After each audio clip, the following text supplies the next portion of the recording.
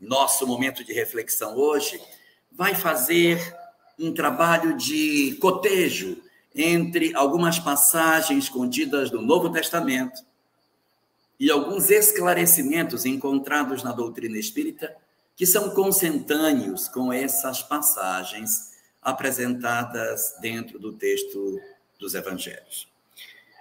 Jesus, ao que sabemos, era muito dado a contar histórias, a contar parábolas.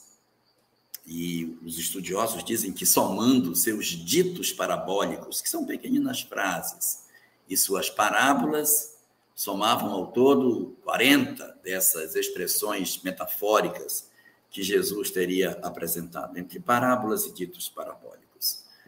Mas entre as parábolas, de maneira mais encorpada, aquelas que são mais robustas, com histórias mais densas, eu queria trazer aqui 4 delas hoje, rapidinho.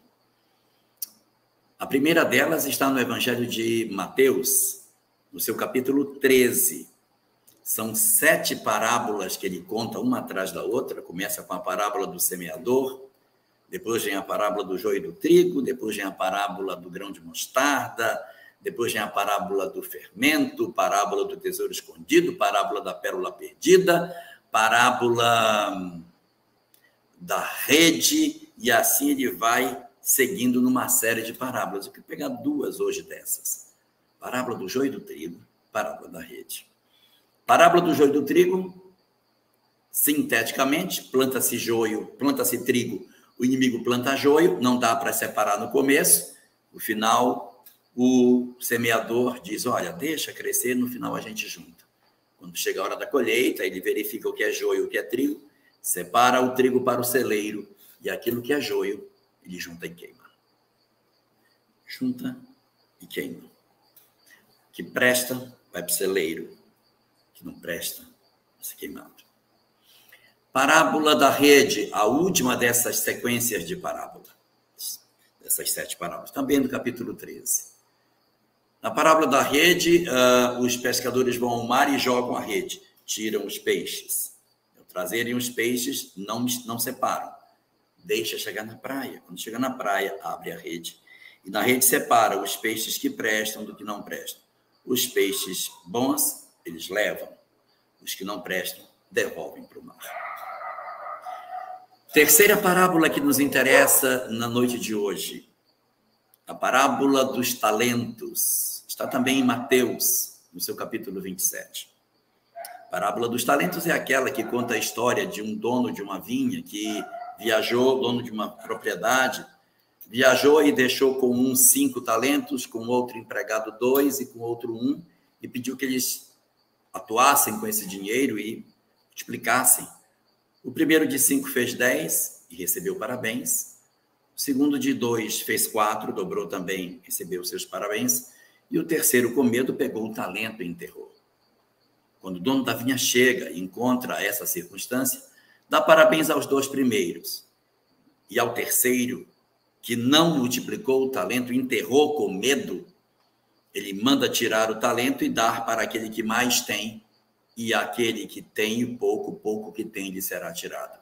E assim ele foi lançado nas trevas exteriores. Então, ele perdeu a possibilidade de trabalho. Novamente, ocorre uma separação, um julgamento em que aqueles que seguem o que era previsto têm um tratamento, os que não seguem têm outro. Agora, temos uma outra parábola. No capítulo 22 de Mateus, as 4 são de Mateus. No capítulo 22, a parábola do festim das bodas. Jesus conta a história de um rei que vai casar seu filho e prepara toda a festa e manda chamar os convidados simplesmente são indiferentes ao convite. Um vai cuidar dos seus negócios, outro fica em casa, ninguém quer saber da festa do rei. O rei fica muito bravo. E aí manda seu exército, destrói a cidade, queima tudo.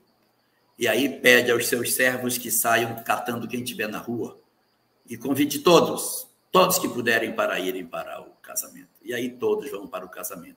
Chegando lá, ele celebra a festa com aqueles que não eram os que em princípio teriam sido convidados. E encerra a parábola dizendo que muitos são os chamados, mas poucos são os escolhidos. Nessas 4 parábolas, nós vamos encontrar histórias diferentes, contextos distintos, mas elas têm um ponto de convergência. Em todas essas 4, existe a presença do bem e do mal juntos, que não são separados. Não se separa no início, deixa crescer, deixa desenvolver, toca o barco, deixa seguir. Lá na frente é que ele vai fazer a separação. Quando é na parábola do joio e do trigo, ele diz, não separa agora que a gente pode arrancar o trigo no meio do joio. Deixa eles frutificarem. Na hora da colheita, a gente vai ver, aí a gente separa. Quando pega as espigas, essa é trigo, para cá. Essa espiga, não tem nada dentro, é joio, para lá. Vai tocando nas espigas e vai sentindo. A espiga do milho, quando você pega e esfrega na mão, ela se esfarela e ficam só os grãos do trigo. Como se fosse parece um arroz. E já a espiga do joio, que é muito parecida com a espiga de trigo, olhando não dá para diferenciar, mas quando você pega e esfrega na mão, ela se esfarela, não tem nada dentro, não tem fruto nenhum. Então ele pega e separa. Então, olha como ele separou o bem do mal no final. Os bons foram para um canto, e de repente, quando chega os maus, vão para outro canto, e ele queima os que estão como joio. Na parábola das redes, a mesma coisa. Eles fazem a colheita, tiram os peixes da água, e aí vamos separar? Não. No final, separa. Então, não separa no meio. Deixa. Quando chegar na praia, quando tiver encerrada a tarefa, a gente separa. Chega na praia, abre a rede e se seleciona os peixes. Bons, maus, e novamente, bons para um lado, ruins para o outro. Parábola dos talentos, a mesma coisa acontece. Há um momento em que ele faz um julgamento pelo fruto do que fizeram. Ele deixa as pessoas seguir e no final, quando ele volta, é que ele vai apreciar. O que você fez? O que você fez? Vamos então ver. Esse fez, esse não fez. Então, o que fez será abençoado, será bonificado. E o que não fez, o pouco que tem lhe será tirado e ele não vai ter mais nada e ele é colocado para fora. E na última das parábolas, a parábola das bodas, do festim das bodas, ele manda queimar a cidade onde estão os indiferentes, fogo, queimar a cidade, e chama os estropiados, os que estão nas estradas, os que em princípio seriam incapazes, inapropriados para essa circunstância. Muito bem. Diante de tudo isso, o que a gente observa? Que existe um fio condutor dentro delas que fala de que o julgamento não é no começo, o julgamento não é no meio, o julgamento é no fim. A avaliação é feita depois que a tarefa termina. Então, o que dá para entender é que ocorre um grande fenômeno de exercício, de aproveitamento, de aprendizado, de crescimento, e no final, quando chega a hora de apreciar a avaliação, é que serão separados. De um lado e do outro. E, curiosamente, muito comum, o uso do fogo. Queimar as pessoas. Oh. Aí, de repente, sabe o que é isso? Esse fogo é o inferno. Vamos jogar a pessoa no inferno, dentro de um caldeirão, que ela vai ficar fervendo lá dentro. Mas não dá para a gente acreditar que seja isso, porque o próprio Jesus, não sou eu que estou dizendo, o próprio Jesus contou uma parábola também no capítulo 13 de Mateus, chamada parábola do semeador. Aquela que joga semente, cai na beira do caminho, cai no meio das pedras, espinheiro e na terra boa. O segundo terreno é um terreno que cai na terra pedregosa. E nessa parábola é dito o seguinte, que quando a semente cai na terra pedregosa, ela tenta nascer e consegue, porque tinha um pouquinho de terra no meio das pedras.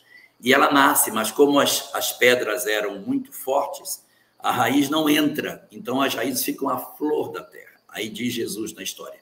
Então veio o sol nasceu e queimou as raízes daquela planta e ela morreu. Mais tarde, no mesmo capítulo, um pouquinho mais para baixo, seus discípulos vão lhe perguntar, mestre, o que significava aquela história de semente, ave do céu, sol, espinheiro, terra boa, o que é isso? E essa parábola, a parábola do semeador e a parábola do joio e do trigo, são as duas únicas de todas que ele contou, que ele mesmo as interpreta, ele mesmo diz o que significa cada elemento. Então, não é uma interpretação de alguém, é o próprio Cristo, através do Evangelho de Mateus, dizendo que fogo, nas suas parábolas, significa a dor, o sofrimento, a experimentação, porque o fogo é o elemento que você usa para purificar os metais. Se você tem uma determinada substância que você quer purificar, um metal, ouro, ferro, qualquer coisa, você coloca essa substância no fogo, e aí ele vai derreter, e quando ele derreter, aquilo que não é ferro vai para cima, aí você tira e vai apurando a têmpera do metal. Então, o fogo, o cadinho, é o sofrimento que depura as nossas almas e que nos lapida para o processo de evolução. Então, o que seria, então, a parábola do joio e do trigo e a parábola todas as outras? A parábola é: nós estamos num grande processo de evolução. Nós estamos num grande mecanismo de transformação. E durante o fenômeno que vai acontecendo, não há retirada de ninguém. A retirada dos indivíduos que não são impróprios, que não são próprios, não é feita no tempo. Fazendo uma comparação, uma sala de aula. A professora não reprova os alunos no meio do ano letivo. Está em maio, ela diz: meu filho, você não vai aprender, vou reprovar você desde agora. Não, deixa o ano passar. Mas ele quem sabe ele melhora, mas deixa. Quem sabe as notas baixas não mexam com o brio dele. E aí, de repente, esse aluno que está meio atrasadinho, avança e se junta com os outros e progride. Então, não se avalia, não se retira, não se reprova, não se altera a turma no meio do ano letivo. Então, a parábola do joio e do trigo, a parábola da rede, a parábola do festim das bodas, não se faz mudanças no meio das coisas. É só no final. É no final que você avalia. Então, isso significa dizer que há um período, como se fosse de aprendizado, em que experiências são oferecidas, e ao final desse conjunto de experiências, chega a hora de se avaliar quem fica, quem não fica, quem vai ficar nesse local melhor, quem vai ser aproveitado e quem realmente não vai aproveitar, não vai ser aproveitado. Essa é a avaliação que a gente encontra quando fazemos as reflexões que o Evangelho nos permite fazer à luz da doutrina espírita. Conjugando todas essas coisas que os Evangelhos apresentam com o conteúdo do sermão profético em que Jesus fala que haveria um período de transformação muito profundo na humanidade no futuro, nós vamos entender que esse período de colheita, de avaliação, de julgamento final, vai acontecer exatamente nessa etapa, quando se der esse momento que é considerado pelos estudiosos como sendo o momento do final dos tempos.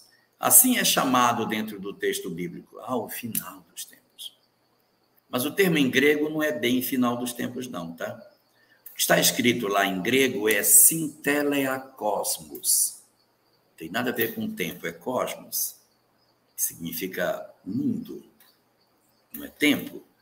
E sinteleia não é fim, é resultado, síntese. A palavra síntese, ela é inspirada na palavra sinteleia do grego. Então, a síntese, a sinteleia. Tá, no que isso resultou? Qual foi o resultado disso? Qual foi o fim disso? O fim não de término, mas o fim como produto final. Então, esse é o sentido de sinteleia cosmos. Até mesmo quando nós consultamos a Bíblia em Esperanto, o que nós encontramos lá como tradução de sinteleia cosmos é maturidio de la mondadio. Quem conhece Esperanto sabe que maturidio de la mondadio significa maturação ou maturidade do mundo. Tem nada a ver com o final dos tempos. Mas foi como, de repente, os nossos estudiosos assim consideraram e consolidaram para nós a verdade como se, de fato, nós tivéssemos que considerar que Jesus estava falando do final dos tempos e não do resultado dos tempos, porque realmente é mais razoável o resultado. Sim, vamos ver o razoável, o resultado do tempo. O que nós colhemos no final? Vamos ver o que aconteceu. Traz para cá, vamos ver o que é joio e o que é trigo. Traz para cá, vamos ver quais são os peixes que nós temos. Traz aqui, vamos ver quem dobrou seus talentos, quem não. Traz para cá e vamos ver quem realmente atendeu o convite do casamento. Os que não atenderam enfrentarão o sofrimento, a queima, o incêndio, ou o queimar do joio, ou aqueles que serão lançados em sofrimento, aquele que não multiplicou o talento. Então, nessa circunstância, nós percebemos que todo esse desenho sobre esse processo de transformação, ele nos conduz a uma determinada circunstância. É que Deus, na verdade, ele não estabeleceu de princípio que ele só iria cuidar de alguns e não de todos, como se não existissem vagas no mundo melhor para todas as pessoas. Quando um planeta experimenta esse fenômeno de evolução, como nós estamos passando, no dizer da doutrina espírita, não há vagas limitadas para dizer assim, olha, desse conjunto de espírita na Terra só vai poder ficar 20%. Não tem vaga para todo mundo, não. Não tem vaga para todo mundo, gente. Mas não tem. Tem. Mas como você pode me provar que tem vaga para todo mundo? Porque o universo é infinito. A Terra não é o único lugar onde nós podemos habitar. A questão 76 de O Livro dos Espíritos nos assevera que os espíritos são os seres inteligentes que habitam o universo. Não são a Terra. Nós não somos propriedade da Terra. Nós podemos estar em qualquer globo, em qualquer planeta. A nossa circunstância de estarmos habitando a Terra são duas. A primeira delas é o nosso grau de evolução. Então, por isso que a gente está aqui. A gente não tem condição de ir para um planeta mais evoluído, tem que ficar aqui. Então, por isso que estamos aqui. Mas tem muitos planetas em grau de evolução parecido com o planeta Terra. Por que ficamos aqui e não vamos para outro? Por causa do segundo fator, os nossos amores. Onde estão os nossos amores? Eles estão aqui, ficaremos aqui. Então, os nossos amores também, eles influenciam dentro disso, mas o fator prioritário é o grau de evolução. Se nossos amores forem todos embora para um mundo melhor, eu não posso dizer, olha, meus amores forem embora, eu vou também. Não vai, papai. Primeiro critério, o grau de evolução. Segundo critério, onde estão seus amores? Então, nós estamos na Terra por uma circunstância. Se todos, sem exceção, nos transformarmos e dissermos, eu vou ser melhor e eu vou mudar a minha vida, eu automaticamente terei plenas condições de ingressar nessa sociedade transformada sem que exista limite de vagas para que isso aconteça. Isso é o belo, porque não existe, mas não existe mesmo, número pré-definido daqueles que alcançarão a condição de permanência na Terra. É por isso que, quando nós consultamos aquilo que a literatura espírita dispõe sobre a análise das falas do Cristo, ele diz, muitos são chamados. Por que muitos são chamados? Porque todos foram chamados, todos foram convocados, mas alguns não se mostraram capazes a permanecer. Nem todos dobraram os seus talentos, nem todos se mostraram como trigo multiplicando os germes que tinham dentro de si. Nem todos conseguiram dar frutos. Esse não multiplicou o talento. Esse não gerou o fruto do seu produto. O outro não foi um peixe aproveitável. E o outro não deu ouvidos ao convite das bodas. Mas muitos foram chamados. A bem da verdade, todos fomos convocados para a festa. Todos os espíritos que encarnaram na Terra ao longo dos últimos milênios, todos estão convocados para permanecer no orbe após o majestoso trabalho de transformação que nós iremos experimentar. Todos nós. E por que podemos dizer isso? Porque a nenhum de nós foi negado o conhecimento espiritual. Aponte para mim um povo antigo que não teve religião. Aponte para mim um povo antigo onde sua religião não falava que temos que praticar o bem. Aponte para mim uma religião antiga que dissesse que o homem não tem alma. Aponte para mim uma religião que seja, que dissesse que aquele que não faz o código que está previsto do bem, não iria para um lugar ruim. Todas diziam: o homem possui uma parte imaterial. O homem vai viver após a morte. Nós temos uma maneira de viver entre os homens que vai nos conduzir a um local feliz. Aqueles que viverem o código de conduta da nossa religião viverão em lugares lindos, na presença de Deus ou dos deuses. Pouco importa, mas o código que dizia que a fraternidade, o amor, o desapego dos bens terrenos era importante, isso se derramou sobre toda a humanidade o tempo todo.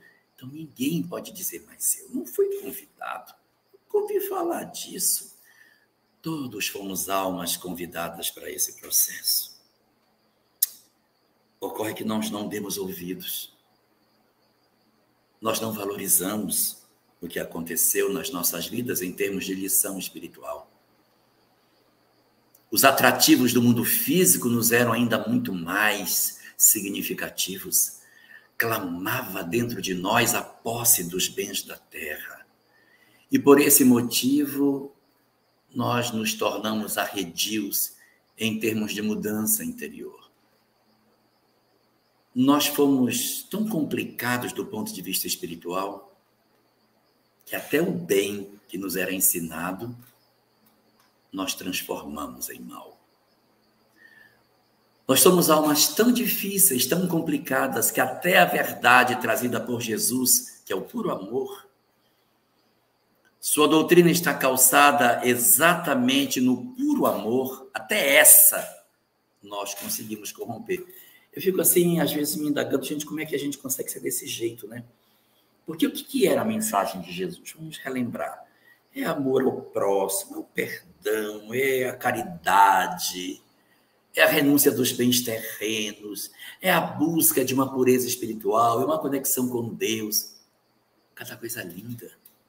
Socorro aos que padecem, dividir o que se tem com quem não tem, perdoar as pessoas. Poxa, e o que foi que nós fizemos com esse conhecimento? Nós, não estou falando que foram outros, somos nós, em outras existências, investindo roupas sacerdotais de outras épocas. Nós não estamos falando de outras pessoas.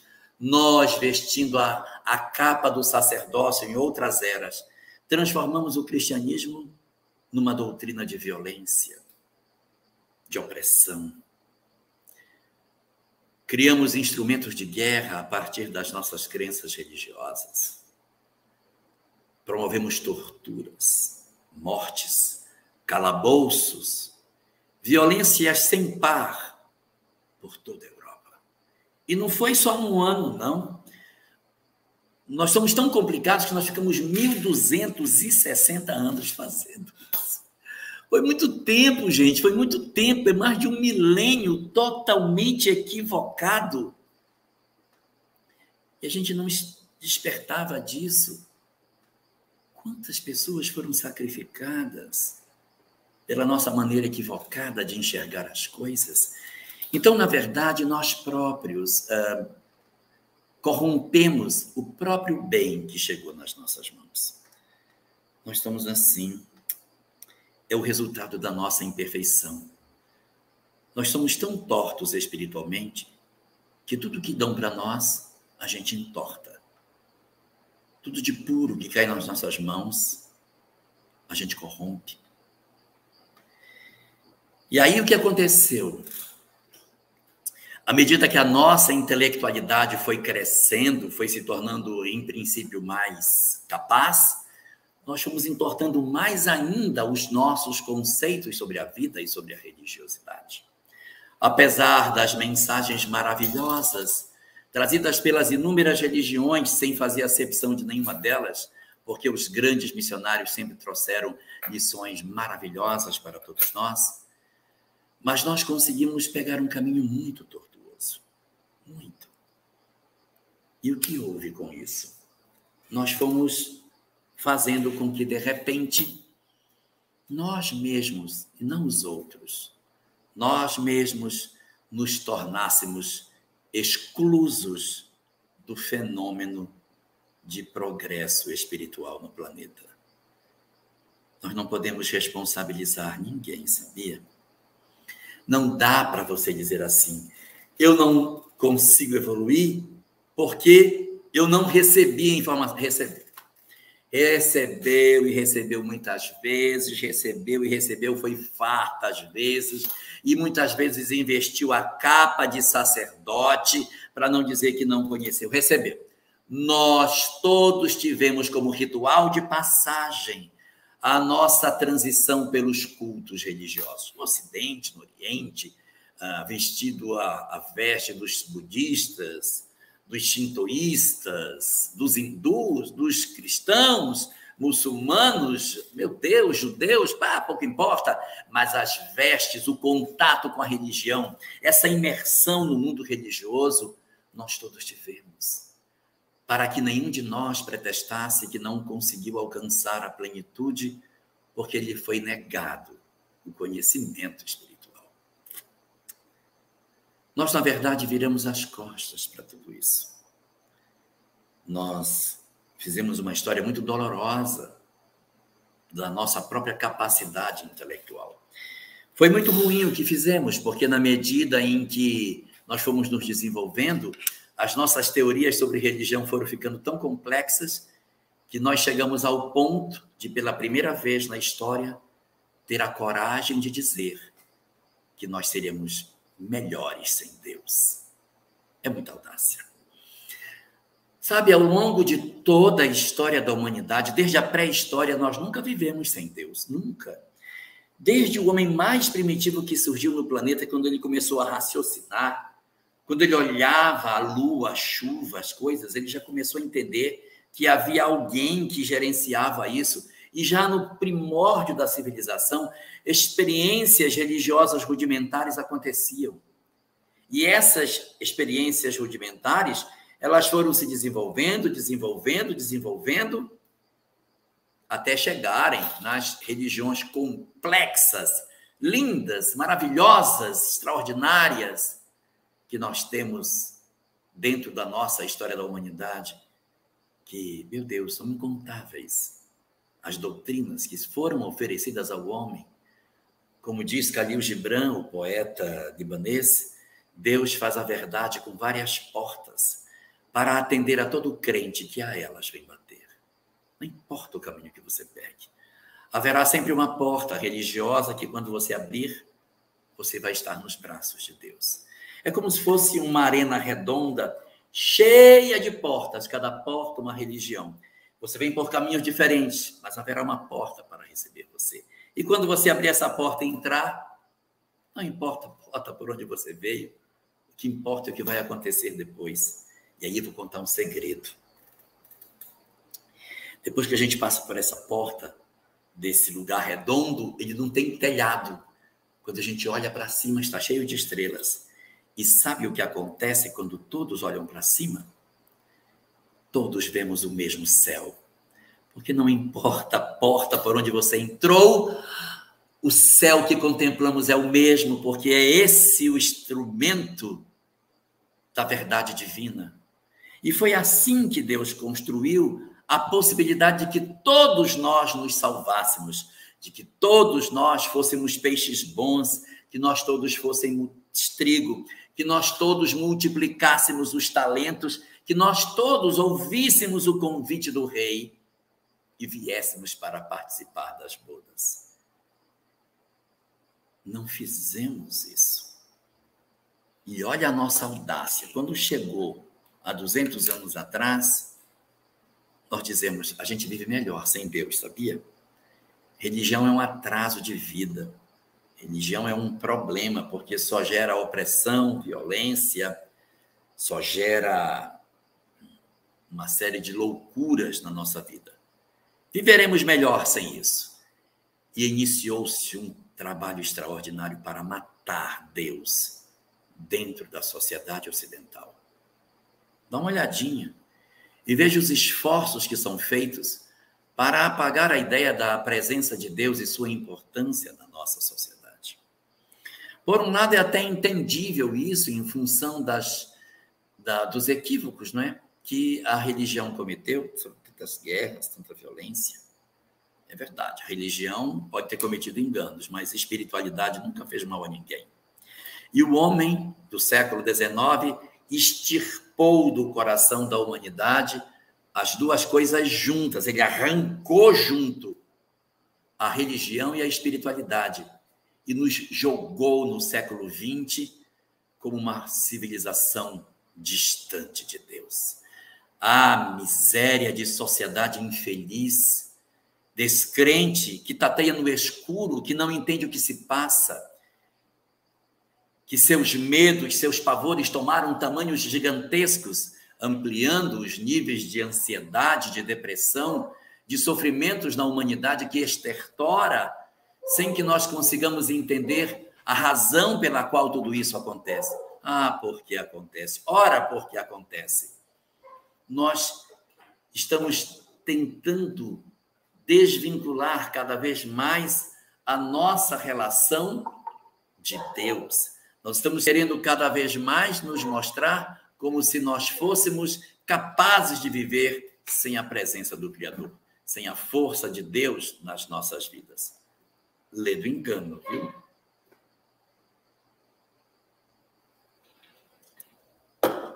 Não é possível a humanidade ter musculatura moral para superar os dramas, os pesos kármicos, se nós não tivermos a capacidade de termos um apoio, alguém que nos sustente. E aí eu vou contar um segredo para vocês. No livro Ceareiros de Volta, existe uma frase muito bonita lá. Só que o livro é da década de 60. Ele falou isso, mas ninguém conseguiu entender na época o que era. Lá nessa obra, existe uma mensagem que diz assim. Olha o que diz.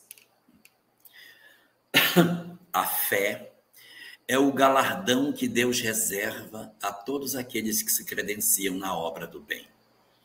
Então, a fé é o galardão, ou seja, a recompensa que Deus dá a todos os que fazem o bem. Você fez o bem, sua recompensa é a fé. Parece até uma praga, né? Assim, filho, você fez o bem? Fiz. Ah, então eu vou lhe dar fé, viu? E você fez? Não, não fiz o bem. Ah, então você vai ficar sem fé. E a gente não entendia direito, mas isso estava escrito lá atrás.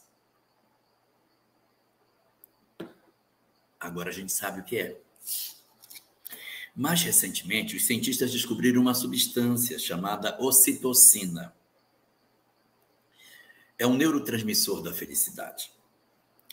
É uma substância que o próprio cérebro produz quando ele tem determinadas experiências. Por exemplo, quando a mulher amamenta, a felicidade que ela sente em amamentar o bebê move mecanismos no cérebro e ela produz ocitocina. Ela enfrenta um estado de felicidade íntima indescritível. Amamentar é um dos movimentos mais mágicos que a criatura humana faz, porque a mulher, ao amamentar, ela se sente útil, ela se sente num exercício de amor indescritível. E as descargas de ocitocina, então, ocorrem de maneira intensa na sua vida. Mas não é só amamentar que faz isso. Fazer a caridade também faz isso. Eu tenho descargas de ocitocina. Quando eu faço a caridade, quando eu cuido do outro, quando eu me preocupo com o semelhante, quando eu me sinto útil a alguém, eu sinto uma felicidade tão grande que enche a minha alma. Entre parênteses, fazer uma live, encontrar os amigos de Barra Mansa, nossa, enche de alegria você reencontrar Adnilson, os companheiros todos. Então você fica feliz e tem descarga de ocitocina, e a produção disso move interiormente as pessoas. E o que dizem os cientistas? A ocitocina ela dá um estado de felicidade que abre as comportas da mente, abre as comportas do nosso coração para sentir o espiritual que nos circunda. Aí você sente a presença dos espíritos, você sente que você faz parte de um todo, você sente a majestade da criação, você se percebe peça de uma engrenagem extraordinária. Então, a fé se robustece. Então, quando eu faço a caridade, quando eu faço o bem, eu fortaleço meus laços de fé. Vamos fazer o raciocínio ao contrário agora. Eu não quero fazer a caridade, quero nada, eu tenho raiva dos outros, cada um que se vire, e eu me tranco no meu egoísmo. Quando eu me torno indiferente aos outros, quando eu tranco a minha alma e digo, não quero ajudar ninguém, cadê as descargas de ocitocina? Elas não vêm. Eu não sinto a presença do espiritual. Aí eu fico mais amargo, aí eu ajudo menos. E como eu ajudo menos, eu fico mais amargo. Como eu fico mais amargo, eu ajudo menos. Tenho menos ocitocina. E num círculo vicioso, horrível, eu vou me autodestruindo. E quando me percebo, a minha fé desceu pelo ralo. E eu estou entregue nos braços da depressão. Os homens do século XIX não sabiam que roubando a fé da criatura humana aumentaria a depressão, a ansiedade e todos os níveis de transtorno da atualidade. Nós temos, portanto, uma série de experiências emocionais maravilhosas que nós nos conectamos ao espiritual e que nos acrescenta em termos de suportar os momentos que a gente precisa viver. Essa é a parte boa da história. Agora eu vou contar a parte ruim da história. É que exatamente no período em que se aproxima a chamada avaliação, que os espíritos dão o nome de transição planetária, aquilo que era chamado de final dos tempos, é o período no qual a avaliação vai ser feita. Vamos fazer a avaliação. Mas quem vai ser avaliado? Só a população da Terra? Não. Vai ter que avaliar todo mundo que está ligado no planeta. E tem muita gente desencarnada. Qual é a solução? Tem uma galera do lado de lá que tem que vir para cá. Então, uma quantidade imensa de espíritos profundamente perturbados e que não têm a concessão de encarnarem de maneira muito franca no planeta, acabam sendo, nesse momento, chamados para que eles possam ter uma oportunidade nova de renascer no planeta. Eles são chamados para encarnarem na Terra, nessa janela da transição planetária. O que acontece, então, na transição planetária? É o momento do joio e do trigo. Cara, agora eu entendi. O que é o joio e o trigo? Não é a hora da colheita que os dois estão juntos? É quando desce todo mundo. Então, está todo mundo aqui e desce o joio. É a hora de colher. Por que vai colher agora? Porque não se separou antes. Durante os milênios que a Terra viveu, esses espíritos complicadinhos e nós ficaram juntos. Quando chega o momento final, abrem-se as comportas, hora da colheita. Essas entidades começam a descer em grande quantidade. Começam a descer de maneira muito intensa. E a nossa humanidade sente a perturbação da chegada desses espíritos. Bom, quem não percebeu ainda que a gente está vivendo isso, não está atento, porque o mundo está numa convulsão maluca. É ideologia contrária o tempo todo, aumentam as violências, as tensões sociais, os ódios, as agressões. As redes sociais estão cheias de ódio, as pessoas estão se agredindo. Eu vejo espíritas agredindo os outros, não consigo entender, mas tem.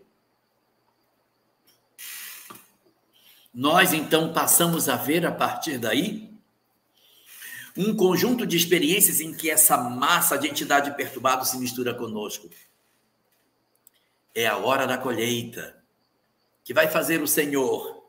Vai pegar o joio e o trigo. Agora está na hora de colher. Vamos colher? Quem deu fruto? Passa para o celeiro. Quem não deu? Vai ser queimado. Vamos ver os peixes. Vamos olhar os peixes. No meio da pescaria, não. Só quando ela acabar. Chega na praia, abre a rede. Quem foi que durante esses milênios se modificou? Quem aprendeu a amar? Quem se tornou capaz de fazer um sacrifício em favor de alguém? Esses. Então, esses são os peixes bons. E esses outros? Devolve para o mar. Não serve. E quanto àqueles que não multiplicaram os talentos? Quem foi que recebeu talento e multiplicou? Eu recebi muitos talentos. Eu recebi 5 talentos. Eu recebi a riqueza, escolaridade, fiz até doutorado. Eu tive condição de ganhar dinheiro, me tornei uma pessoa rica. Fui empreendedor e pude fazer tive um lar onde me deram muita oportunidade. Recebi 5 talentos e fiz mais 5 com esse. Com a escolaridade que eu recebi, eu ensinei e formei mais pessoas. Com o dinheiro que eu ganhei, eu fiz mais pessoas ricas. Com os tesouros que foram me dados, eu fui multiplicando esses tesouros. Dupliquei o que me deram. O outro recebeu 2 talentos. Não tive escolaridade, eu estudei pouco, não tive... mas recebi uma família maravilhosa, pais maravilhosos. E depois formei uma família muito harmoniosa. Uma esposa, ou um esposo maravilhoso, filhos harmônicos. E o que você fez com isso? Com minha família harmoniosa, eu pude ajudar os outros. Com a capacidade de amor que eu aprendi, eu ensinei as pessoas a amar. Dobrei meus talentos. E o outro recebeu 1 talento. Sabe qual foi o talento que recebeu? Conhecimento espírita. Pegou o conhecimento espírita. Rapaz, esse negócio é muito pesado. Sabe o que eu vou fazer? Vou esconder, porque isso é muito problemático. E aí, você recebeu isso e não soube usar. Então, eu posso receber um talento e não saber usar. Esse que não sabe, perde o talento que tem. E aqueles outros que estavam no festim das bodas e que não ouviram, vai chegar a hora da avaliação. Chama todo mundo vai ser chamado. E vamos ver quem vai para o festim ou não. Então, vão ser separados os espíritos que efetivamente poderão ficar ou não. A doutrina espírita chama esse fenômeno de transição planetária. E não deve ser visto por nós com tanta preocupação. Há muitas pessoas que são espíritas que, quando tomam contato com essa informação, ficam sem unhas, dizendo, meu Deus, eu vou embora do planeta. Eu vou ser expulso porque eu não sou bom, eu sou mau. Pois é. Mas não é dito em lugar nenhum que os maus vão embora, viu? Não é dito isso. O que é dito na literatura é que são os maus não tocados pelo bem, o que é bem diferente. Maus não tocados pelo bem são as pessoas indiferentes aos outros. Vêm as pessoas em padecimento e dizem, problema dele, não quero nem saber, eu não vou ajudar. Por mim, plano que se lasque. O meu coração é duro, eu não enxergo a dor dos outros. Eu não vejo o sofrimento. Eu sou frio diante do sofrimento das pessoas. Eu maltrato animais, eu sou cruel com pessoas, eu trato mal as pessoas que estão sob o meu comando. Se eu sou gerente, eu humilho, eu piso, eu promovo assédio moral nas pessoas. Se eu tenho uma empregada doméstica, eu piso na goela dela o que eu posso. Se sou marido, eu oprimo minha esposa, meus filhos. Eu sou um déspota, eu sou cruel com as pessoas. Eu sinto um certo prazer de ver o sofrimento dos outros. Quando alguém na rua cai, eu ainda gargalho. Adoro assistir os programas de televisão que mostram as pessoas caindo, se machucando, se quebrando. Aí eu acho lindo. Eu gargalho, porque eu tenho indiferença pela dor dos outros. Esses são os maus não tocados pelo bem. Esses são os que dizem, eu não estou nem aí para os outros. Farinha pouca, meu pirão primeiro. Se você repete essas frases... Se você tem o hábito de dizer, eu não estou nem aí para ninguém, eu quero cuidar de mim, os outros que se virem, esse é um indicativo de que você tem os traços dos sinais dos maus não tocados pelo bem. Aqueles que dizem, fiz, gostei do que fiz e faço de novo, eu gosto de fazer o mal, eu faço mesmo e não tenho remorso. Aqueles outros dizem assim, meu Deus, eu queria tanto não ser assim como eu sou. Não é mal não tocado pelo bem. Ele é o mal, coitadinho, mas já é o mal tocado pelo bem. Esses não estão marcados para migrar. Então, por essas perspectivas, nós percebemos que existe para nós, espíritas, muitas oportunidades de permanecermos por aqui. Pode ser que exista espíritas que vão embora, pode ser. Se tiver um déspota, pode ser que vá. Mas migrar para um outro planeta? Pouco provável, não somos a retaguarda do planeta. O que é mais provável de acontecer conosco é uma migração para outros países. Não faz sentido você ter um país como o Brasil abarrotado de espíritas, com literatura espírita abundante que ninguém consegue nem ler o que foi produzido já, enquanto na Birmânia, na Polônia, na República Tcheca, tem tão poucos livros para ler sobre o espiritismo. Nós estamos, na verdade, em treinamento para a verdadeira tarefa. Nós seremos convocados para irmos para outros lugares do planeta, para continuarmos a nossa atividade de semeadura do bem. Não necessariamente como espíritas. De repente, o Adnilson vai nascer muçulmano lá na faixa de Gaza, para poder orientar o pessoal de lá com relação ao amor. Posso pegar o Vadinho e mandar ele para a Índia, para ele ser um hindu, para orientar as pessoas no caminho do bem. Pego a Delacir Moraes, lá de Curitiba, e coloco ela lá na França, para que ela vá ensinar cristianismo de maneira diferente para os que se encontram por lá. E assim nós seremos convocados para nos espalharmos por outros lugares da Terra. Como que a gente pode encontrar alguma ponta que nos indique isso dentro da mensagem espírita? A gente já deve ter ouvido falar que o Brasil é o coração do mundo, não já? Qual é o papel do coração para o organismo? O que faz o coração num corpo? O coração serve para quê? O coração pulsa e pega o sangue que está dentro e faz o quê com ele? Pega o sangue e espalha para o corpo inteiro. Leva o oxigênio para os lugares mais remotos. Depois esse pessoal volta para o coração. E aí a gente joga de novo. E assim nós vamos fazer o trabalho de oxigenação do mundo.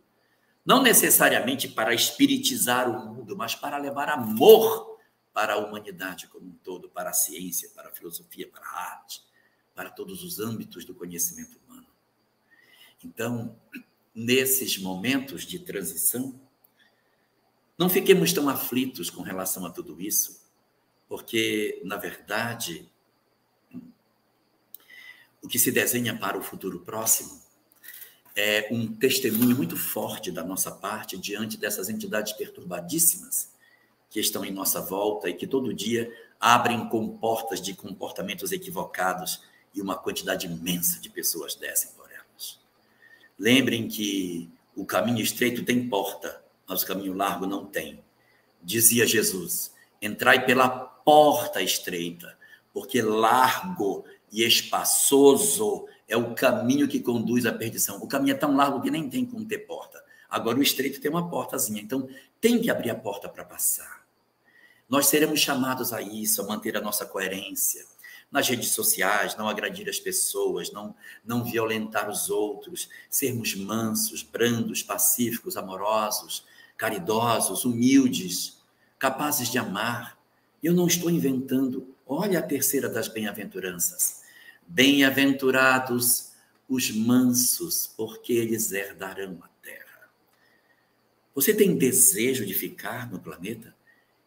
Então não brigue mais com as pessoas. Pare de brigar nas redes sociais.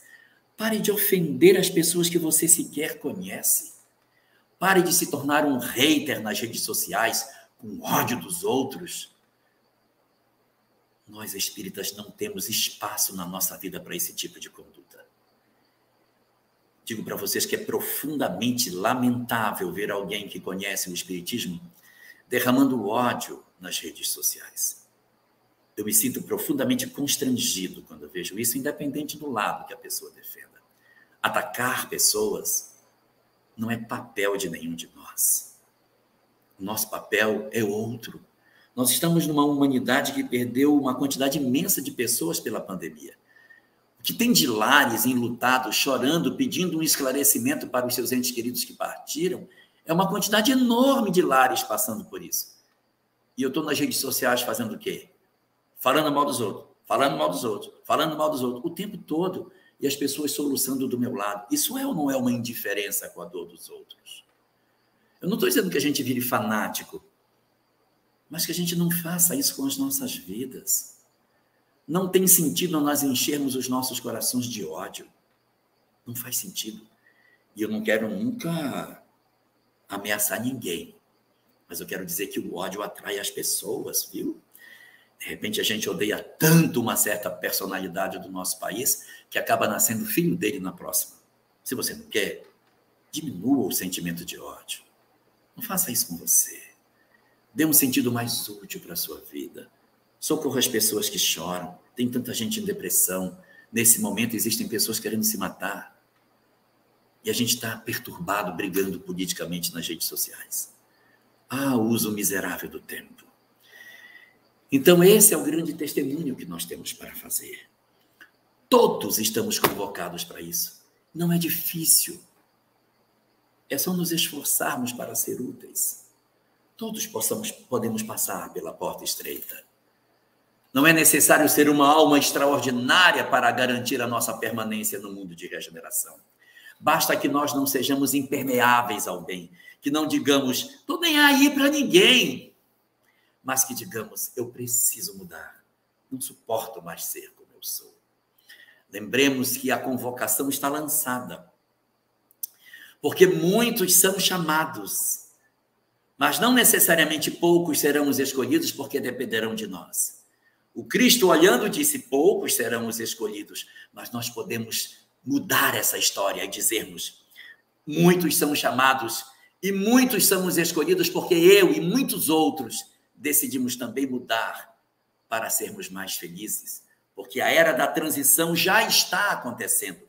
As migrações para a partida do joio com relação ao trigo, essa separação e a ida para os mundos onde vão continuar sua evolução que não seja na Terra, já está acontecendo. Não nos perfilemos entre esses que migrarão. Nós temos material de sobra para ficar. Assumamos o nosso posto. Façamos o bem que seja possível e marquemos a nossa presença pelo dom de amar e de sermos úteis ao nosso mundo. Senhor das nossas vidas,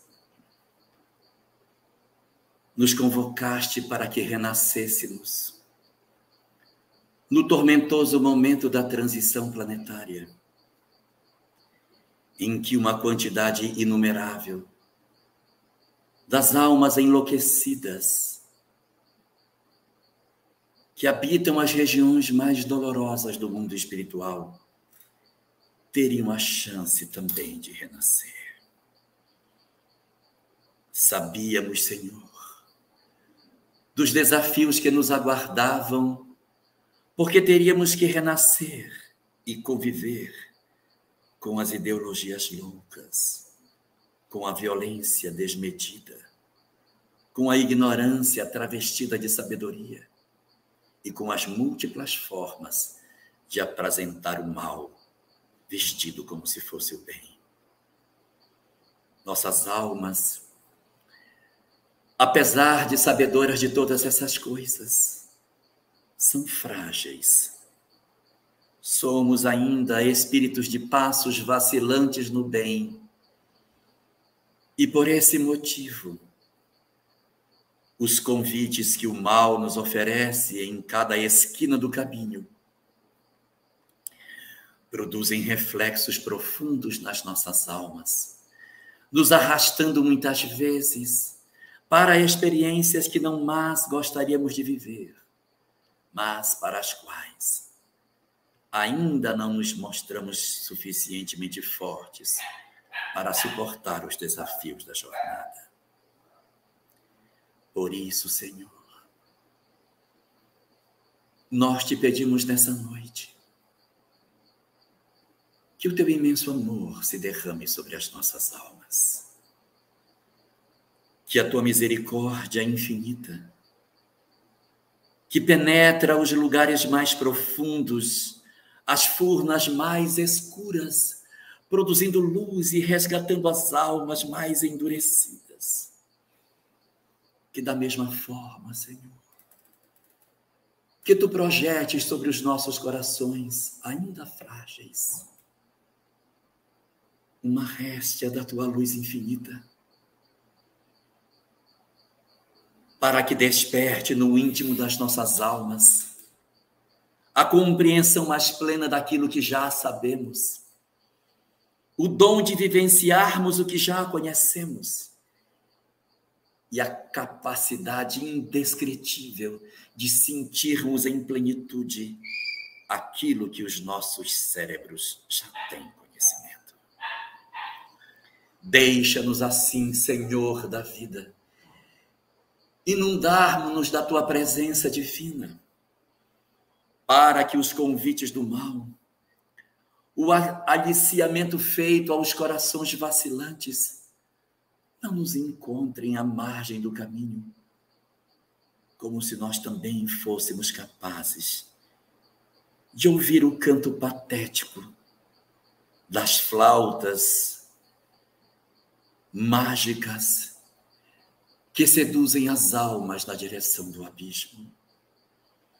Mas concede-nos a fortaleza de espírito, para que nós, à afeição daqueles que já te servem, consigamos espelhar entre os homens aquilo que nos comprometemos de fazer. Que nós consigamos nos perfilar entre os teus verdadeiros e fiéis servidores, oferecendo, ainda que de maneira bastante débil, a contribuição que já podemos dar para a construção do mundo novo. Aceita-nos assim, Senhor. Acolhe-nos no teu seio, porque a perturbação que invade o planeta é extremamente grande. Os ventos sopram de todas as direções. Os nossos corações temem o dia de amanhã. Dá-nos a fortaleza de espírito.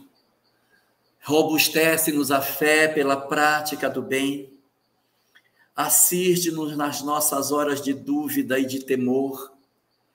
E dá aos nossos corações a percepção de que tu estás no comando de todas as coisas, de que a despeito de todas as loucuras que nos circundam, no mais alto a tua luz perene rege todas as coisas sobre o universo infinito. Dá-nos essa compreensão, Senhor, e faze assim com que nós possamos aproveitar as lições que a vida nos concede e sermos, enfim, contados entre o número dos teus bem-aventurados. Oferece-nos assim a bênção do teu amor sobre todos nós. Derrama a tua misericórdia sobre toda a tua humanidade sofredora. Assiste a todos os que padecem e preenche as nossas almas a certeza de que tu, Senhor, és o soberano Senhor de todas as coisas, e dá-nos assim a tua infinita paz e a tua infinita misericórdia.